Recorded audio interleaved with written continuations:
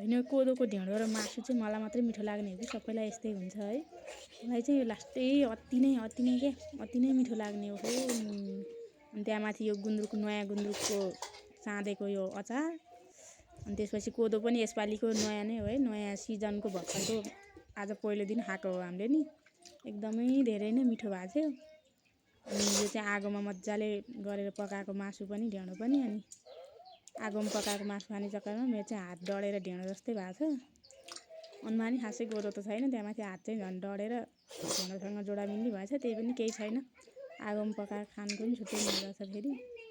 अनि मैले अस्ति एउटा मासु खाएको भिडियोमा चाहिँ धेरैजनाले काउली खाएर मासु भन्ने अथवा मासु होइन यो त काउली मासु कसरी भयो भने त्यस्तो टाइपको कमेन्टहरू गर्नुभएको थियो।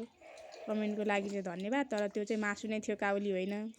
किनभने अहिले मासुभन्दा त काउली नै महँगो छ। अब काउली खाएर मासु त किन भन्नु र है। त्यो चाहिँ मासु नै खाएको थिएँ। अब कसरी काउली जस्तो देख्नु भयो थाहा छैन। त्यही पनि ठिकै छ, काउली पनि मिठो नै हुन्छ मासु जस्तै।